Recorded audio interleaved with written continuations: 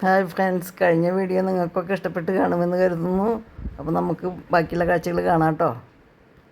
അതിൻ്റെ പിന്തുടർച്ചയുമായി ഇതാ ഞാൻ നിങ്ങൾക്ക് മുമ്പിൽ വീണ്ടും എത്തുന്നു. മഹാബലിപുരത്തെ മനോഹരമായ കാഴ്ചകൾ കാണിക്കുവാൻ എല്ലാവരും എന്നോട് ഒത്ത് സഞ്ചരിക്കുമെന്ന വിശ്വാസത്തോടുകൂടി അമ്മൂസ് ട്രാവലോഗ് നിങ്ങളെ എല്ലാവരെയും കൂട്ടിക്കൊണ്ടുപോവുകയാണ് മഹാബലിപുരത്തെ മനോഹര കാഴ്ചകളിലേക്ക്. എത്ര കണ്ടാലും പറഞ്ഞാലും മതി തീരാത്ത ചരിത്രമുറങ്ങുന്ന സ്ഥലം. എന്തായാലും ഇവിടുത്തെ കാഴ്ചകളൊക്കെ നിങ്ങൾക്ക് ഇഷ്ടപ്പെട്ട് കാണുമെന്ന് വിചാരിക്കുന്നു. അവിടെ നിന്ന് ഞങ്ങൾ പതുക്കെ പുറത്തേക്ക് ഇറങ്ങുകയാണ്. ഇവിടെ തന്നെ നമ്മൾ കണ്ടല്ലോ കൃഷ്ണാസ് ബട്ടർ കപ്പ്, പിന്നെ അൺഫിനിഷ്ഡ് കേവ് ടെമ്പിൾ, പിന്നെ ത്രിമൂർത്തി ടെമ്പിൾ, അങ്ങനെ കുറേ ടെമ്പിളൊക്കെ കണ്ടില്ലേ ഇതിൻ്റെ സമീപ പ്രദേശങ്ങളിലായിട്ട്.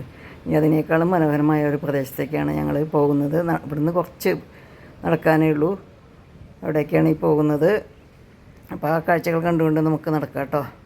അപ്പോൾ എല്ലാവർക്കും ഒരിക്കൽ കൂടി അമ്മൂസ് ട്രാവലോഗിലേക്ക് സ്വാഗതം. എല്ലാവരും എൻ്റെ കൂടെ യാത്ര ചെയ്യുമെന്ന് കരുതുന്നു. പിന്നെ ടിക്കറ്റ് എടുക്കാത്തവരാണെങ്കിൽ സബ്സ്ക്രൈബ് ചെയ്ത് ടിക്കറ്റ് എടുത്തോളൂ കേട്ടോ. പിന്നെ കമൻറ്റും ലൈക്കും ഷെയറൊക്കെ ചെയ്താൽ എനിക്ക് വളരെ സന്തോഷമാവും. നിങ്ങൾക്ക് കഴിയുമെങ്കിൽ ഇവിടെ വന്ന് ഇതെല്ലാം കാണണമെന്നാണ് ഞാൻ പറയുക. നോക്കൂ, കണ്ണിന് വിസ്മയക്കാഴ്ചയേകുന്ന അത്ഭുതകരമായ കൊത്തുപണികളാണ് നമുക്ക് മുമ്പിൽ തെളിഞ്ഞു കാണുന്നത്. ഈ ചരിത്ര കൗതുകത്തിൻ്റെ പേരാണ് അർജുനാസ് പെനൻസ് ഡിസെൻഡ് ഓഫ് ഗാഞ്ചസ്. അതായത് അർജുനൻ്റെ തപസ് അല്ലെങ്കിൽ ഗംഗാ തടനം. എന്താ വെച്ചാൽ ഇതിനെപ്പറ്റി പലർക്കും പല അഭിപ്രായമുണ്ട്. ഒരഭിപ്രായം എന്താ വെച്ചാൽ പാശുപതാസ്ത്രം കിട്ടുന്നതിന് വേണ്ടി അർജുനൻ ഘോര തപസ് ചെയ്തതിനെ പറ്റി അനുസ്മരിപ്പിക്കുന്ന സ്ഥലമാണ്, അതിനെ പറ്റിയുള്ള ചിത്രങ്ങളാണെന്നാണ്, ശില്പങ്ങളാണെന്നാണ്. വേറൊരു പറയുന്നത് ഗംഗയെ ഭൂമിയിലെത്തിക്കാനുള്ള ഭഗീരഥ പ്രയത്നം നടത്തിയ ഭഗീരഥ മഹർഷിയുടെ കഥയാണ് ഇതിൻ്റെ ഇതിവൃത്തമാണെന്നാണ് ഒരു പക്ഷം പറയുന്നത്. ഞാനൊന്ന് വീണു കേട്ടോ, കൃഷ്ണ ബട്ടർ കപ്പിൽ നിന്ന് ഇറങ്ങുമ്പോൾ. അതാണ് പതുക്കെ പതുക്കെ മുണ്ടി നടക്കുന്നത്. ഹിമാലയത്തിൽ നിന്നും ജലമൊഴുകി വരുന്ന പോലെയുള്ള ഈ ദൃശ്യം കാണുമ്പോൾ ഭഗീരഥ മഹർഷിയുടെ കഥയായിട്ടാണ് ഇതിന് കൂടുതൽ സാമ്യം തോന്നുക. ഇതിനെക്കുറിച്ചിട്ടുള്ള വിവരങ്ങളെല്ലാം ഇവിടെ എഴുതി വെച്ചിട്ടുണ്ട് കേട്ടോ. ഇതിൻ്റെ മെഷർമെൻറ്റ് 98 × 43 ഫീറ്റ് എന്നാണ് എഴുതി വച്ചിരിക്കുന്നത്.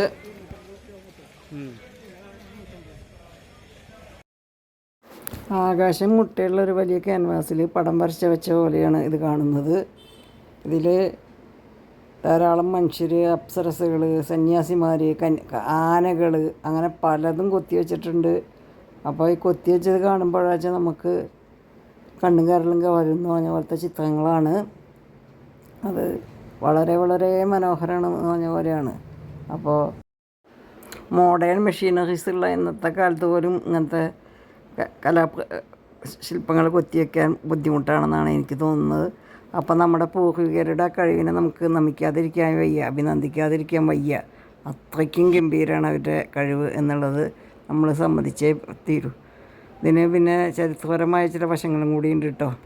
ഇന്ത്യയിൽ കാണുന്ന റോക്കട്ട് സ്കൾപ്ചറിൽ ഏറ്റവും പ്രധാനപ്പെട്ടതാണ് ഇത് എന്ന് പറയുന്നു. ഇതുപോലത്തെ ഒരു കൾച്ചർ വേറെ എവിടെയും കണ്ടിട്ടില്ല എന്നാണ് പറയുന്നത്. ഇത് പല്ലവ രാജാക്കന്മാരാണ് പണിതിരിക്കുന്നത്.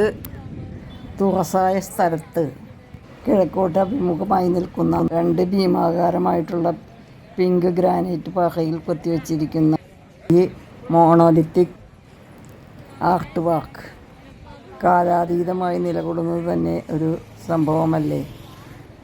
ചാലൂക്യരും പല്ലവരും തമ്മിലുള്ള യുദ്ധത്തിൽ നരസിംഹവർമ്മൻ ഒന്നാമൻ എന്ന പല്ലവ രാജാവ് ചാലൂക്യത്തെ പുലികേശി രണ്ടാമനെ തോൽപ്പിച്ചതിൻ്റെ സ്മാരകമായിട്ടാണ് ഇത് പണിതിരിക്കുന്നതെന്നാണ് പറയപ്പെടുന്നത്.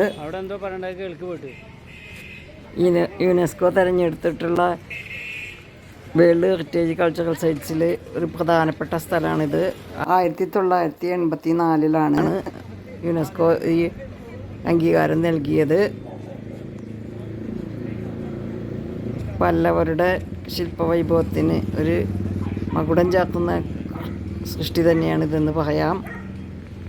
യാതൊരുവിധ ആധുനിക മെഷീനറികളും ഇല്ലാത്ത സമയത്ത് ഇങ്ങനെ ഇത്രയും ഭംഗിയായ ശില്പങ്ങൾ കൊത്തിയുണ്ടാക്കിയ നമ്മുടെ പൂർവികരുടെ കരവിരുതിനും നമിക്കാതെ വയ്യ അല്ലേ. ഇതിൻ്റെ അപ്പുറത്തായിട്ട് തന്നെ അതാ ഒരു അമ്പലമുണ്ട്. അതിൻ്റെ പണികൾ മുഴുവനൊന്നും പൂർത്തിയായിട്ടില്ല എന്ന് പറയുന്നത്. ഇതിന് പറയുന്നത് കൃഷ്ണമണ്ഡപം എന്നാണ്. അപ്പോൾ നമുക്ക് അതിൻ്റെ ഉള്ളിലത്തെ വിശേഷങ്ങൾ എന്തൊക്കെയാണെന്ന് കാണാം കേട്ടോ. ഈ മതിലിന് പുറത്തും ധാരാളം കച്ചവടക്കാരുണ്ട് കേട്ടോ. നാടി ജ്യോതിഷം നോക്കുന്നവരും പലതരം സാധനങ്ങൾ വിൽക്കുന്നവരൊക്കെ ഉണ്ട്.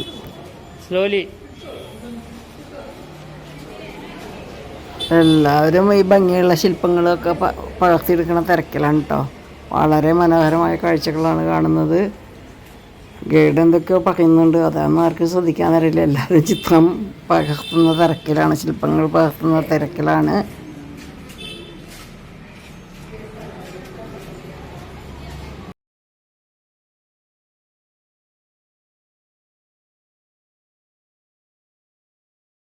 പുറത്തുനിന്ന് എടുക്കുമ്പോഴുള്ളൊരു കാഴ്ചയാണ്.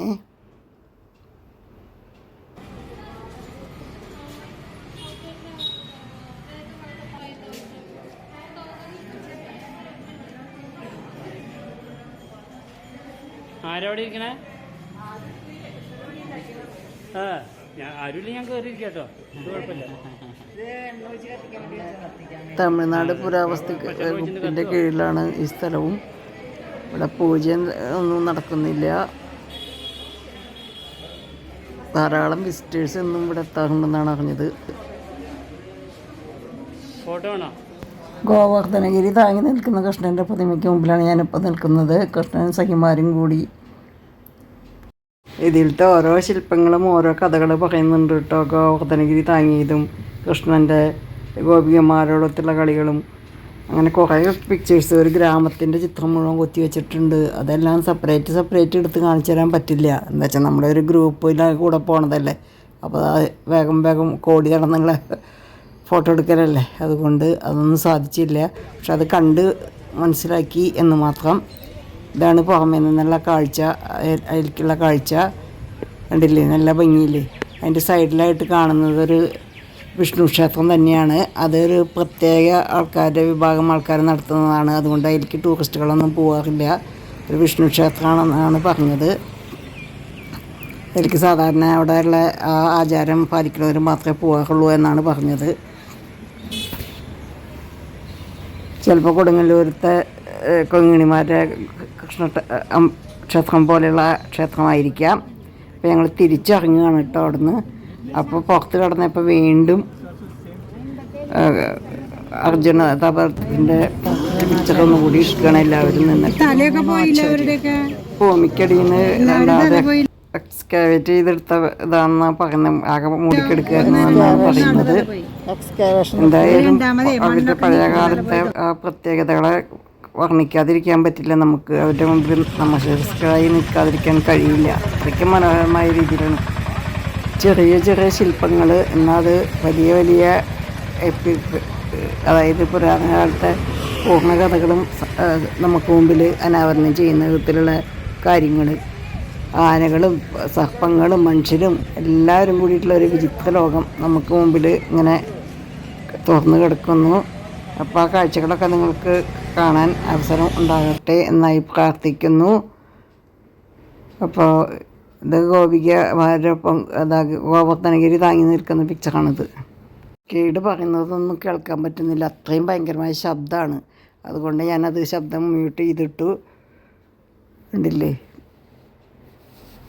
ഓരോ ഗ്രാമത്തിൻ്റെ പിക്ചറും പല വിധത്തിലുള്ള രൂപങ്ങൾ നമുക്കവിടെ കാണാം.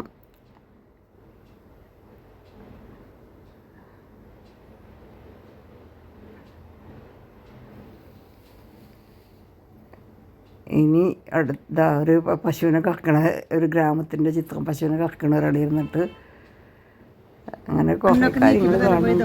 എന്തൊക്കെയാണെന്ന് എനിക്ക് പറഞ്ഞ് പഠിക്കാനറിയുന്നില്ല. മഹാബലിപുരം എന്ന ഇതിനെ പറ്റിയിട്ട് ഹൈസ്കൂൾ കാലഘട്ടത്തിൽ പഠിച്ചിട്ടുള്ള കുറച്ച് കാര്യങ്ങളല്ലാതെ എനിക്ക് കൂടുതലൊന്നും അറിയില്ല. അപ്പോൾ എല്ലാവരും ഇത് കാണാൻ ശ്രമിക്കുക. ഞാൻ കൂടുതൽ വിവരങ്ങൾ ഞാൻ ഡിസ്ക്രിപ്ഷൻ ബോക്സിൽ എഴുതിയിട്ടുണ്ട്. അപ്പോൾ ഇനിയും മനോഹരമായ കാഴ്ചകളുമായി നിങ്ങൾക്ക് മുമ്പിലെത്തും. ഇനി പോകുന്നത് മഹാരഥം, അതായത് പഞ്ചരഥങ്ങൾ കാണാൻ വേണ്ടിയിട്ടാണ് കേട്ടോ. അപ്പോൾ ഞങ്ങൾ അവിടെ നിന്ന് ഇറങ്ങുകയാണ്. ഇതാ സൈഡിലുള്ള അമ്പലം എന്ന് പറഞ്ഞില്ലേ, അതാണ് ഈ കാണുന്നത്. അപ്പോൾ ഞങ്ങൾ വണ്ടിയിലേക്ക് നടക്കുകയാണ്.